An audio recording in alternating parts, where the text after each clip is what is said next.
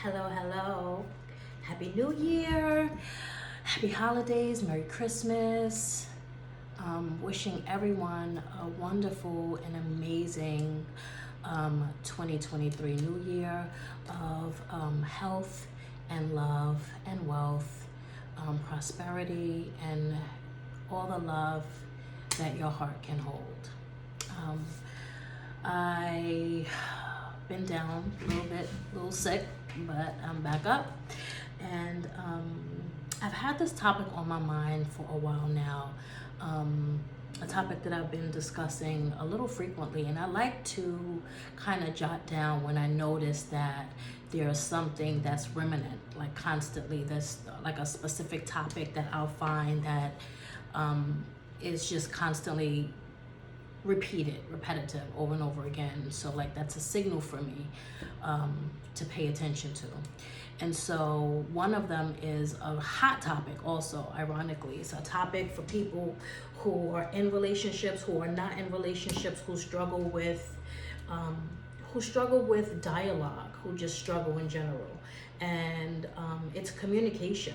Communication is a really, really difficult one because we all have ego, men and women, and ego can sometimes deter us from either getting a message across, or it can deter us from getting a message across or hearing the other person.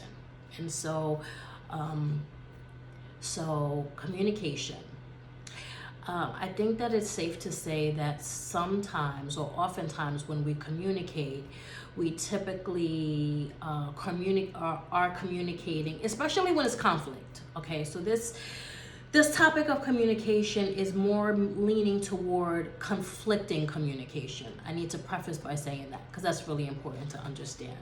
When you are about to enter into a conversation with someone that is conflicting, it's safe to say that many times it goes left, right? Or it goes wrong, or it goes bad, or you're misunderstood, or you either walk away misunderstood, or you walk away with no resolution.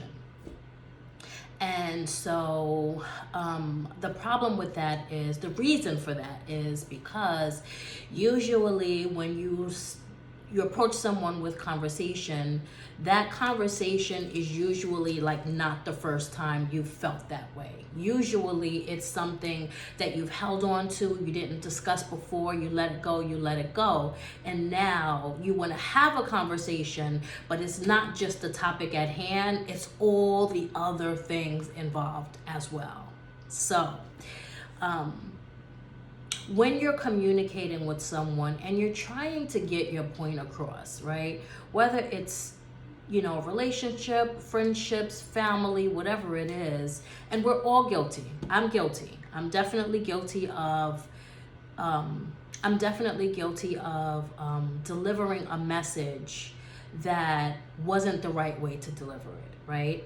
And so when you communicate with people and you communicate with the idea that you want to get your point across, or that you really want to have a sit down and you really want to remedy the things that's happening in the relationship, it's always a good point of view to not start off with negative words, like utilizing negative verbiage, right? Like, so you always, or I'm mad at you, or you didn't do this, or, this is why I'm pissed at you, or this is what I don't like about you, or this is why you don't, like those are all negative. And so the minute you sit down with someone to converse, and that's the dialogue that you're using, immediately they shut down, right? Immediately they shut down, ego goes up, ears go down, and they don't hear anything that you have to say after that.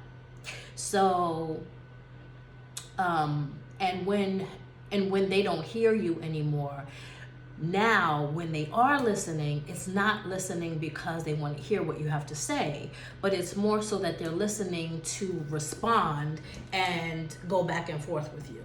And so like now no one gets anything done.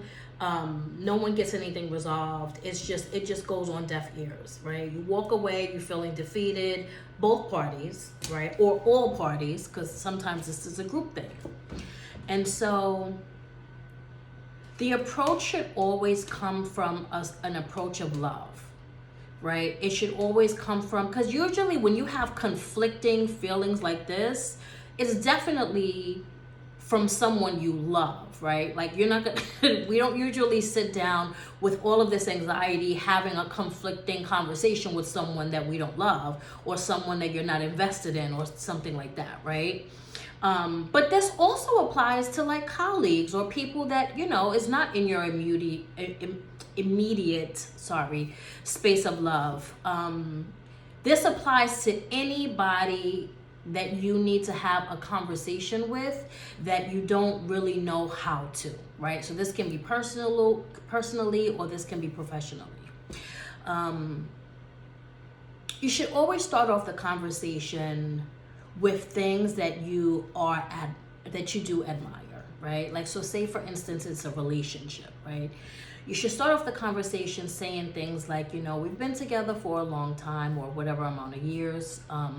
You know, I really value our relationship. I really value the things that we've created together. I really value the attention that we've put into this and the memories that we've created. And I'm very dedicated to, if it's a marriage, I'm very dedicated to honoring my vows, or I'm very dedicated to moving in a direction of forever with you.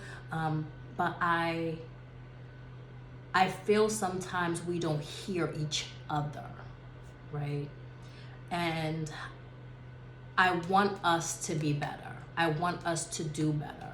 And when the other person hears that, immediately there's a calm down that happens. Like they're not on guard to attack or to retaliate about a conversation. You know, they're usually like, you know, receptive to hear what you have to say. You know, if it's a family member, you can start off by saying, you know, I noticed that, you know, sometimes I feel like we're just kind of missing each other lately. Like I feel like, you know, we're both, because you always want to, the conversation should never be based solely on that one person, right? When you're conversing with someone that is a conflict, it should always be about us. It should not be about them, right? If you start off a conversation with you're never gonna get anything out of that conversation. And so when you sit down to converse with someone, to have a conversation about something that's bothering you or something that you feel needs to change or things that need to go in a different direction, you should always involve us, right? Because what some don't understand is that when a relationship is not good, it's never just one person, right? I mean, unless, you know, I don't want to get too deep into domestic violence and stuff like that, which is, you know, that's serious. That's control, that's mental challenges. There's a lot that goes on with that. But this is just having a conversation with two people and feeling like every time you sit down and you need a platform to express what you're feeling, you feel like you can't. This is a good way to get that out, right? You always want to make the person understand that you're coming towards them in peace. You're not coming toward them in a space of frustration and anger and aggressiveness. You don't want any of that. You really want to resolve what the issue is and what's been going on with the two of you or three of you or group of you. And you really want to resolve it. Here are some things that I know I can work on, and maybe we can sit down and have this conversation, right? So try that. If you're feeling angry, never start a conversation. You don't want to address anyone that you want to have a conversation with to improve things if you have an attitude, or if you're aggressive, or you're frustrated, or you're angry. Isolate yourself, decompress, and then approach the situation again from a de-escalating space. So come when you are in a good space. When you're in a good space where you're calmed down, where you can have a conversation, where you're not angry, you don't want to argue, you don't want to fight, you just want resolution.